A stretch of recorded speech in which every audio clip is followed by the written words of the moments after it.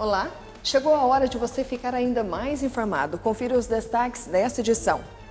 Os projetos de reforma política pautados pela Câmara. Governo anuncia déficit na meta fiscal do país. Pindamonhangaba inicia atividades do programa Abrigo Noturno Emergencial. Você vai conhecer um projeto que tem incentivado as crianças de Lorena a se encantarem pela leitura. E veja também. Meus pais costumavam dizer que é de criança que se aprende. E hoje nós vamos falar sobre uma coisa muito importante.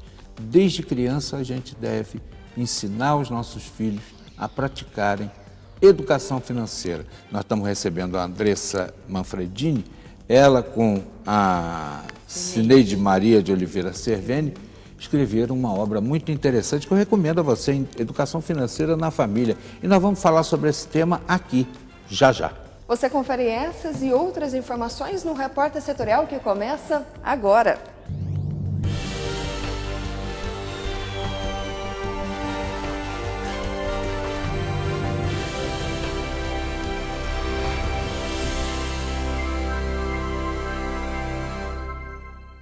Seja muito bem-vindo, este é o Repórter Setorial, na TV digital e também na web.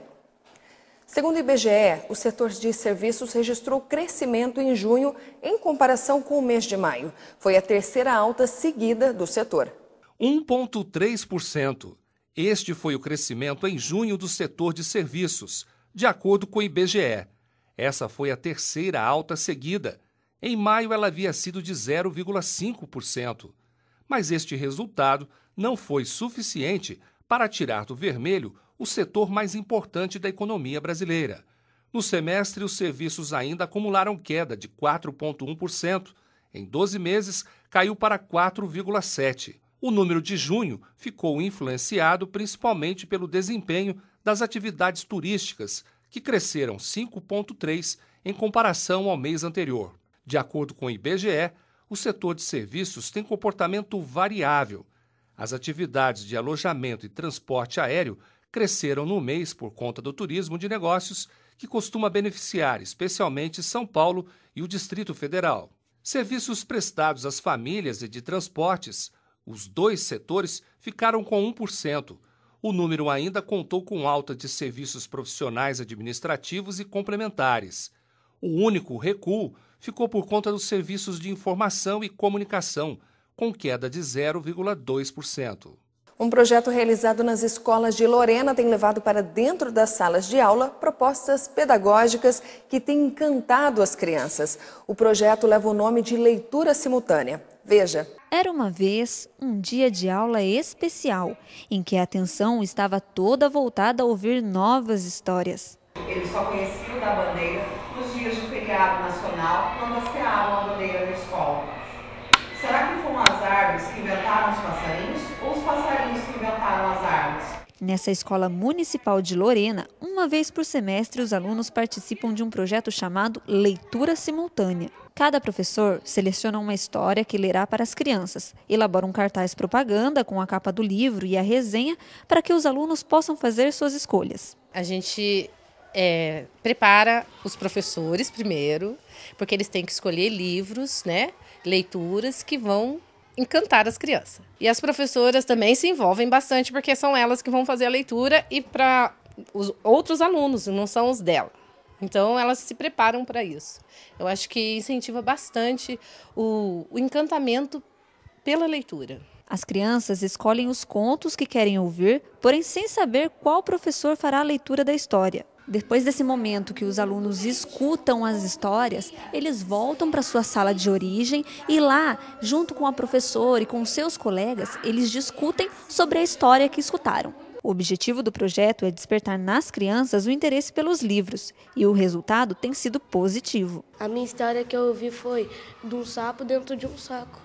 Entendeu? Essa história conta de um cara que estava passando pela floresta e aí ele viu um saco e dentro do saco tinha um sapo. Aí aconteceu todo um negócio que ele, sem querer, tropeçou, caiu num buraco que estava sujo, aí ele tirou a roupa. Tudo. Aí uma hora ele começou a ficar louco, aí uma hora chegou umas mulheres, aí falaram para ele que não podia machucar o sapo. Aí ele foi embora tudo e voltou ao normal. por causa dessa história, você vai procurar outras histórias na sua casa para você ler? Sim, porque é muito legal e também o seu vocabulário vai aumentando cada vez mais. E além de ajudar a desenvolver o vocabulário e o hábito da leitura, o contato constante com os livros colaboram com o progresso do aluno em sala de aula. Em tudo na sala de aula, no aprendizado, no desenvolvimento das atividades, no vocabulário, né? na aprendizagem mesmo em geral, até no modo de ser da criança, porque ela tem uma destreza maior para desenvolver, para resolver as situações de qualquer coisa que aconteça na sala. A discussão sobre as histórias mostram como o aluno interpretou o livro e ajudam a evitar novos analfabetos funcionais, pessoas que reconhecem letras e números, porém não são capazes de compreender textos simples ou realizar operações matemáticas. Uma pesquisa feita pelo Instituto ProLivros em 2016 mostrou que 50% dos entrevistados não leem livros por não conseguirem compreender o conteúdo. O ler, entender e inferir, falar sobre aquilo é necessário demais. E o questionar, né? O criticar mesmo. Que tem criança que escuta, às vezes, alguma história. Mas, tia, porque é isso que a gente quer. Que crianças não sejam só funcionais, né? Analfabetos funcionais.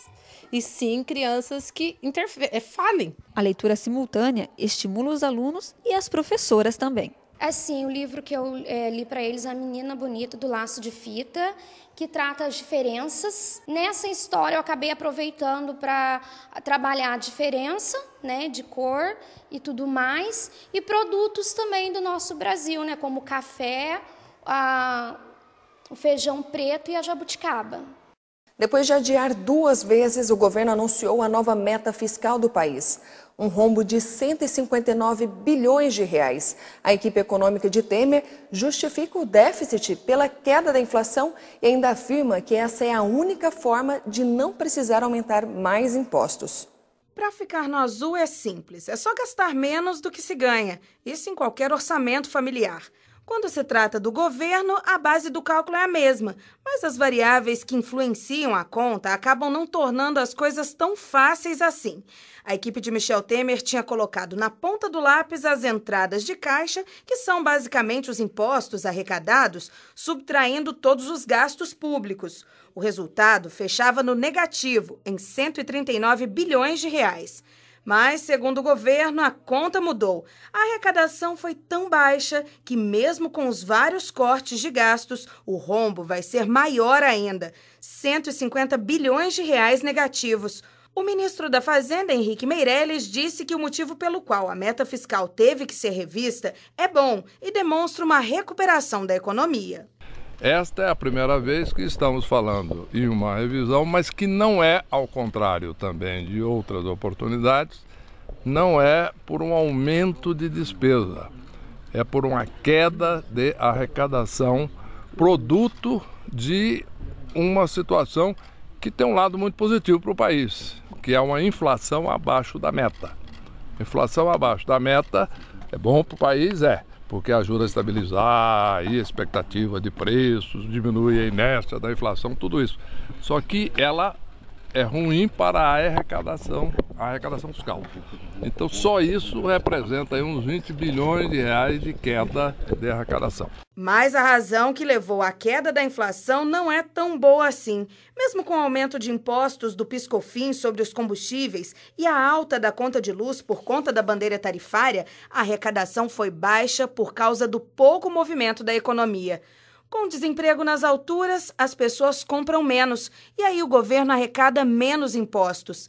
E se a conta não está fechando, há 2 opções: aumentar o teto para o rombo ou aumentar os impostos. Apesar de esperar uma reforma tributária neste segundo semestre, o governo disse que não pretende reajustar mais impostos. O presidente do Senado, Eunício Oliveira, afirmou que a revisão da meta é a única forma de afetar menos o bolso do brasileiro. Aquilo que não for possível fechar a meta com apenas cortes para não ter aumento de carga tributária, nós iremos para o diferencial de meta. A oposição não concordou com as mudanças. O que não dá nessa discussão da meta é para dar um cheque em branco ao Temer. A gente aceita discutir, desde que sejam verbas dirigidas e carimbadas para determinados ministérios. Cheque em branco para o tema, não. Agora a proposta de revisão da meta fiscal segue para o Congresso Nacional para se tornar um projeto de lei e, se aprovado, vai ser sancionado pelo presidente Michel Temer. Vamos ao comentário do dia.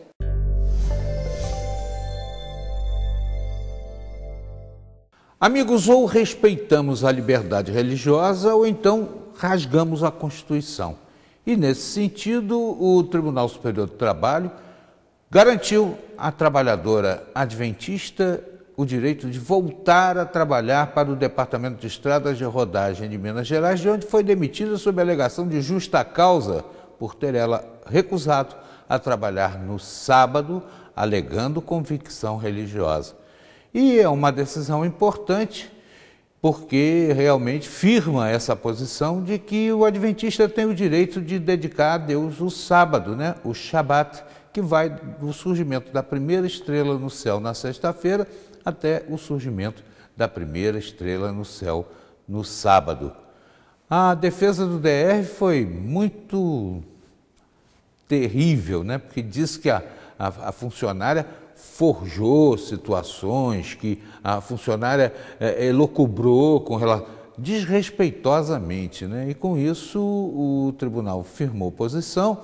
Agora o DR de Minas diz que vai recorrer ao Supremo Tribunal Federal, onde certamente vai perder, né? Se prevalecer aí o entendimento correto da Constituição, que assegura a liberdade de culto, a liberdade de religião e, naturalmente, as convicções daqueles que seguem a Igreja Adventista do Sétimo Dia.